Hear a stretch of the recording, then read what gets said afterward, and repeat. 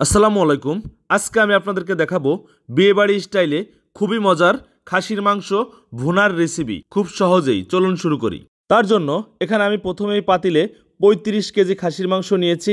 তার ভিতর দিয়ে দিচ্ছি দারচিনি, এলাচ, তেজপাতা এবং হাফ কেজি আদা এবং হাফ কেজি রসুন বাটা। দুটো একসাথে আমি মিক্স করে ব্লেন্ডার করে নিয়েছি। তারপর এখানে দিয়ে দিচ্ছি প্রায় হাফ কেজির মতন টক দই। টক দই দেওয়া হয়ে গেলে তারপর আমি এখানে দিয়ে দিব মাও এবং মালা একসাথে ব্লেন্ডার করে রেখেছিলাম সেগুলো। তারপরে দিয়ে দিচ্ছি ৩ প্রকার বাদাম বাটা, কাজু বাদাম, কাঠবাদাম এবং চীনা বাদাম দিয়ে দিচ্ছি প্রায় ৩০০ গ্রামের মতন।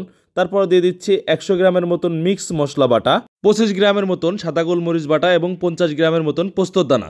তারপর আমি এখানে দিয়ে দেবো প্রায় ৩ কেজি পেঁয়াজের বেরেস্তা। ৩ কেজি পেঁয়াজের বেরেস্তাটা আমি সুন্দরভাবে এখানে আস্তে আস্তে দিয়ে দিচ্ছি অ্যাড করে দেখুন। তারপর এখানে আমি দিয়ে দিব মরিচের গুঁড়া। মরিচের গুঁড়াটা আমি এখানে প্রায় ৩০০ গ্রাম থেকে ৩৫০ গ্রামের মতন ব্যবহার করেছি। আপনারা আপনাদের ঝাল অনুযায়ী ব্যবহার করে নেবেন মরিচের গুঁড়াটা। তারপর আমি এখানে দিয়ে দিব হলুদের গুঁড়া। হলুদের গুঁড়াটা আমি প্রায় ১৫০ গ্রামের মতন ব্যবহার করছি এখানে সুন্দরভাবে। তারপর এখানে দিয়ে দিচ্ছি আমি স্বাদ মতন লবণ।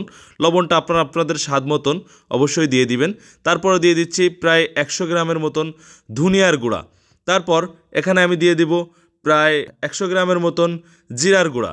জিরার গুঁড়া দিয়ে সুন্দরভাবে তারপর আমি এখানে দিয়ে দিচ্ছি কাশ্মীরি মরিচ, যেটা কাশ্মীরি পাউডার বলে। তারপর এটা সুন্দর একটা কালার আসে এবং তারপর দিয়ে দিচ্ছি প্রায় ২ কেজি পরিমাণ সয়াবিন তেল। তেলটা আপনারা একটু কম বেশ করে ব্যবহার করতে পারেন। আমি এখানে ২ কেজি ব্যবহার করেছি। আমি এটাকে সুন্দরভাবে লাড়াচাড়া করে মিক্স করে রান্না করলেই এটা হয়ে যাবে। প্রায় ৪০ মিনিটের মতন রান্না করতে হবে। আসসালামু আলাইকুম ভিউয়ার্স, ভালো থাকবেন, সুস্থ থাকবেন। আর আমার এই ভিডিওগুলো ভালো লাগলে অবশ্যই লাইক, কমেন্ট অ্যান্ড শেয়ার করতে ভুলবেন না।